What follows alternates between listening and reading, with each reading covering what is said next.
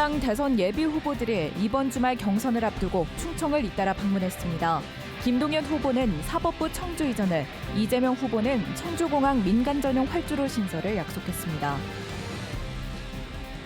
미국 트럼프 대통령의 오락가락한 관세 정책에 지역 수출 기업들이 큰 혼란을 겪고 있습니다.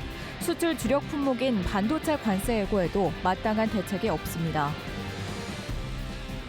2030년까지 무려 1조 3천억 원이 투입되는 충청권 첫 양수발전소가 영동군에 들어섭니다. 공사 현장을 다녀왔습니다. 여러분 안녕하십니까? 뉴스투데이 충북 소식입니다. 더불어민주당의 대선 경선 후보들이 어제 첫 승부처인 충청권에서 격돌했습니다. 김동연 후보는 충북을 찾아 대법원과 대검찰청을 청주로 이전하겠다고 약속했고, 대전을 방문한 이재명 후보도 충청권 공약을 발표했습니다. 이병선 기자입니다. 김동연 민주당 경선 후보가 고향인 충북을 찾아 처음 찾은 곳은 청주 4.19 학생혁명 기념탑이었습니다. 청년 지지자들과 참배한 김동연 후보는 대통령 당선 다음 날부터 세종에서 근무하며 충청권 수도를 완성하겠다고 밝혔습니다. 특히 사법기관의 청주 이전을 공약하며 임기 내에 추진하겠다고 밝혔습니다. 행정부와 입법부는 세종시에, 그리고 사법부 또 대검은 이곳 청주에 자리 잡는 명실상부한 충청권 수도가 될 것입니다. 또 충청권에 세계 대기업 도시를 만들고 청주공항에 활주로를 신설해 대통령 공항으로 함께 쓰는 방안도 적극 검토하겠다고 밝혔습니다. 이어 민주당의 핵심 당원들을 만난 자리에서도 갈등을 해결하고 통합의 대통령이 되겠다며 지지를 호소했습니다. 충청인의 아들로서 지역 갈등 해소하는 데 가장 적임이라고 생각합니다. 충청 대망론 늘 있어왔습니다. 이번에 제가 반드시 성공해서 충청 대망론을 꼭 완성하겠습니다. 김 후보의 이 같은 행보는 이번 주말 첫 충청권 경선을 앞두고 고향에서 도약의 발판을 마련하겠다는 포석으로 보입니다. 이재명 경선 후보도 충청권을 공략했습니다. 대전 국방과학연구소를 찾은 이재명 후보는 충청을 행정과학 수도로 만들겠다고 밝혔습니다. 인해전술이라는 말에서도 본 것처럼 사람 숫자로 결판 내는 시대에서 이제 완전히 무기 체제로 결판이 나는 시대가 된 것 같습니다. 결국 그 핵심에는 과학 기술이. 충북을 미래산업 중심지로 만들겠다며 충북 공약도 발표했습니다. 청주공항 민간 전용 활주로 신설, 충청권 광역급행철도 적기 착공, 휴양 힐링 관광벨트 발전 등이 포함됐습니다. 세종에서 대선 출마 선언을 하며 행정수도 이전을 공약했던 김경수 후보는 차기 정부가 최대한 빨리 세종으로 대통령실을 이전해야 한다고 강조했습니다. 한편 민주당 대선 후보의 첫 관문인 충청권 경선이 온라인 투표로 시작된 가운데 결과는 오는 토요일 오후 5시쯤 청주체육관에서 발표될 예정입니다. MBC 뉴스 이병선입니다. 정부가 내년도 의과대학 신입생 모집 인원을 증원 이전 수준으로 동결하겠다고 발표하면서 충북대와 건국대 의대 정원도 300명에서 89명으로 다시 줄어들게 됐습니다. 이주호 부총리 겸 교육부 장관은 내년도 모집 인원을 원점 동결하고 2027학년도 정원은 의료인력 수급추계위원회를 통해 산정할 것이라고 밝혔습니다. 이에 따라 충북대의대는 올해 126명에서 내년 49명, 건국대의대는 100명에서 40명으로 모집 인원이 다시 감소합니다. 2026학년도 의대 정원 동결과 관련해 김영환 지사는 입장문을 통해 깊은 유감이라고 밝혔습니다.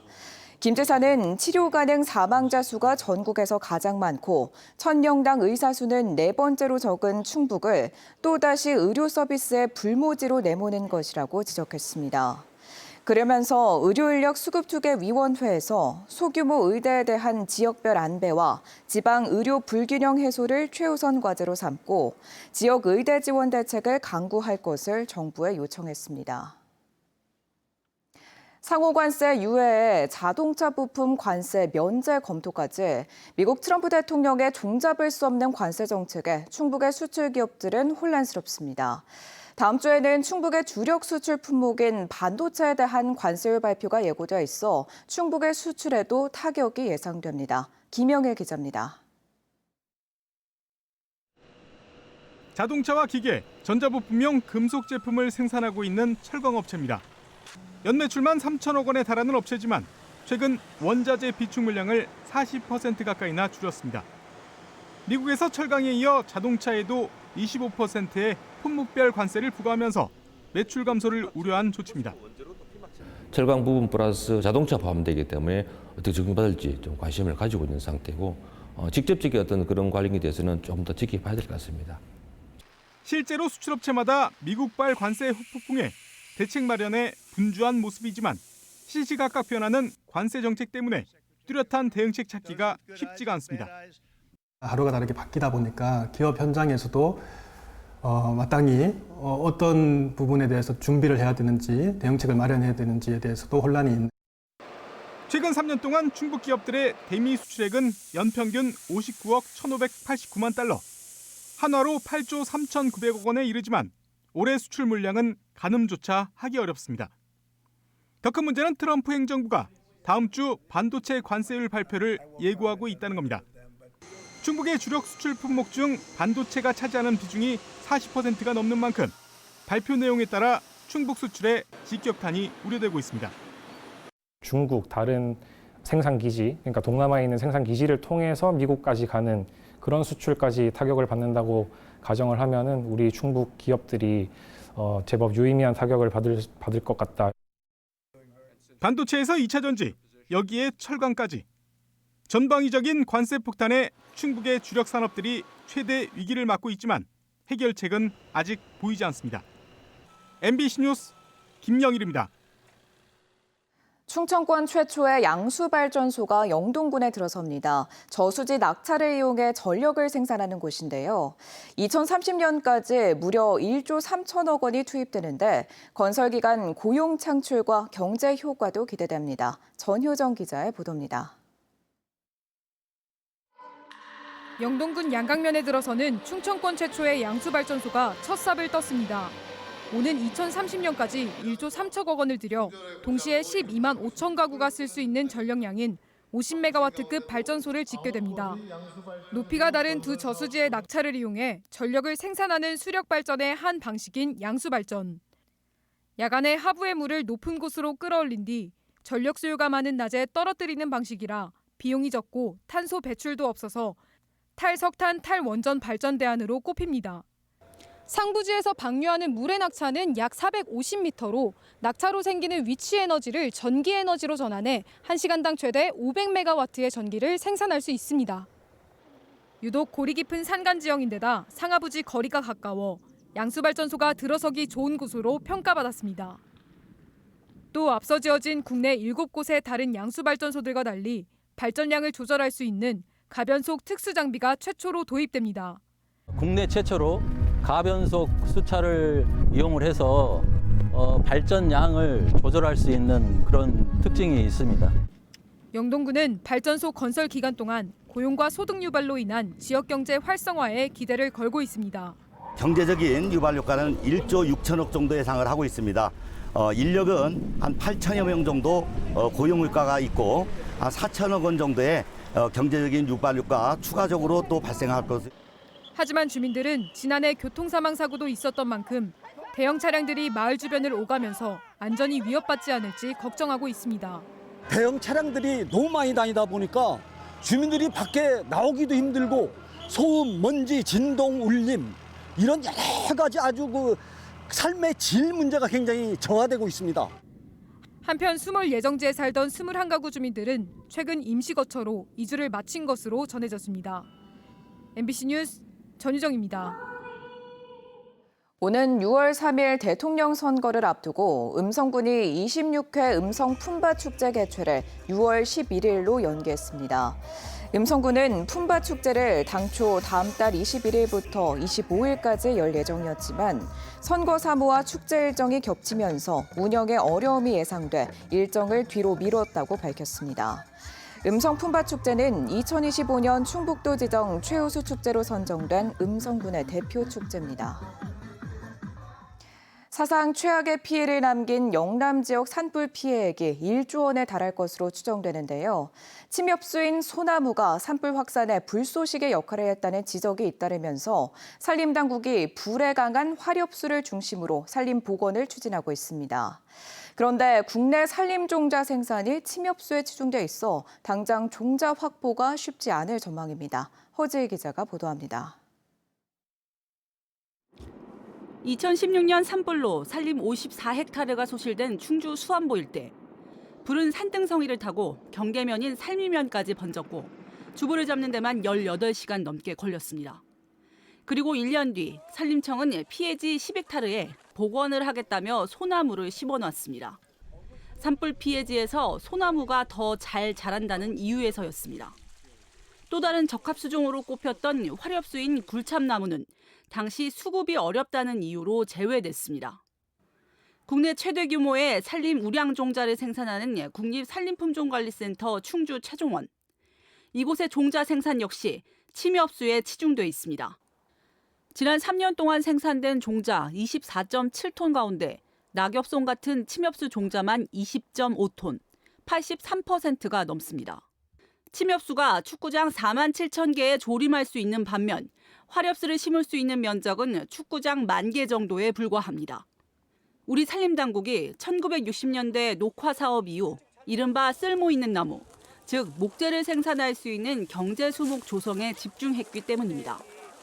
문제는 불이 튀면 나무가 끝까지 타는 수관화가 쉬운 침엽수는 기후변화와 산불 등 산림재난에 대응이 쉽지 않다는 데 있습니다.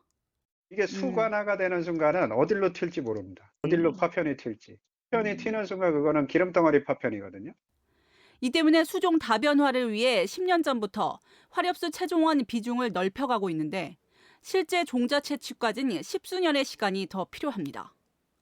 산림 자원의 효율적인 이용을 뒷받침할 수 있는 측면에서 화렵수 확대가 필요하다고 생각합니다. 굴참나무, 불가시나무, 종가시나무 등 화렵수 채종원을 전국적으로 30헥타 이상 확대해서 조성할 계획이 있습니다. 소나무 위주 인공조림이 재난을 키운다는 목소리가 커지면서 산림청은 이번 영남 산불 피해지엔 화렵수를 중심으로 복원을 논의 중인데 당장은 충분한 우량종자 확보가 어려울 거란 우려가 나오고 있습니다. MBC 뉴스 허지입니다. 지난 2023년 괴산댐 원유 피해와 관련해 괴산군의회가 한국수력원자력의 중앙환경분쟁조정위원회 참여를 촉구하는 결의문을 채택했습니다.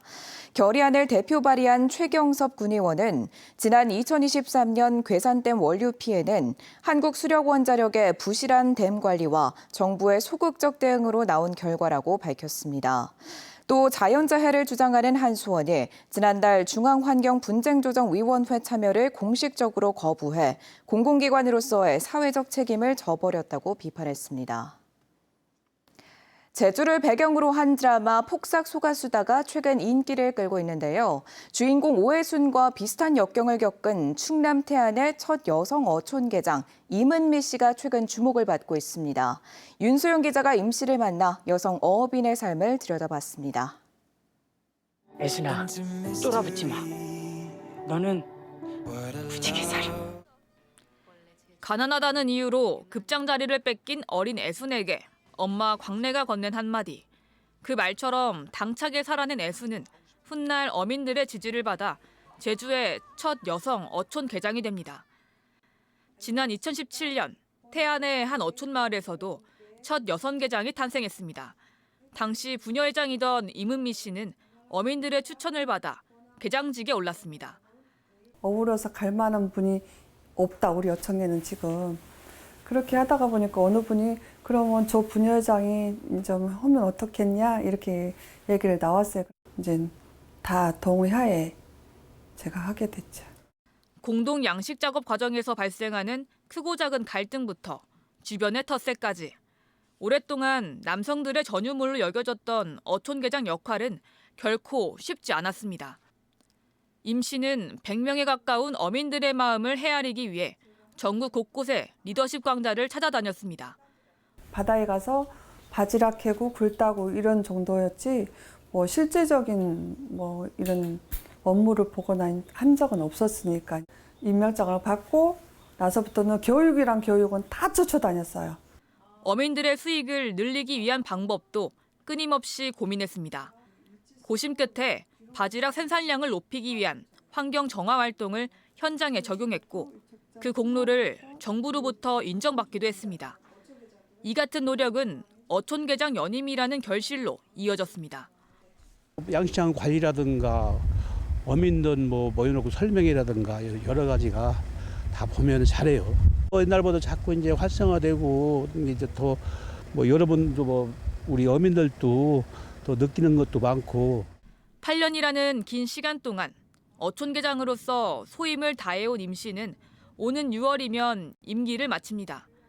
그는 자신이 그랬듯 또 다른 누군가도 어촌계장이라는 역할 속에서 새로운 가능성을 발견하길 바란다고 말합니다.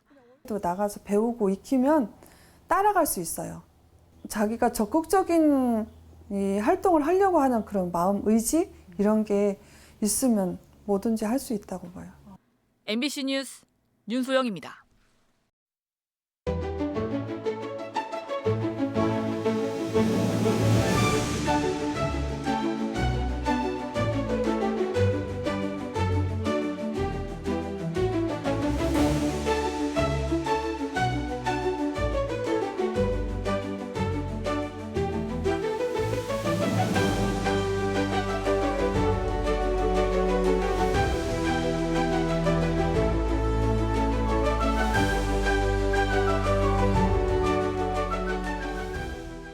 주유소에서 일하다 현금 5천만 원을 훔쳐 달아난 직원이 18일 만에 경찰에 붙잡혔습니다. 음성경찰서는 지난달 26일 음성군 대소면의 한 주유소에서 거래대금으로 보관 중이던 현금 5천만 원을 챙겨 도주한 35살 직원을 18일 만인 지난 13일 경북 구미에서 검거했다고 밝혔습니다. 이 직원은 근무한 지 한 달 만에 범행을 저질렀는데 알고 보니 절도와 사기 전과 24범이었던 것으로 조사됐습니다. 제천시가 의림지에 복합리조트 조성을 위한 업무 협약을 체결했습니다.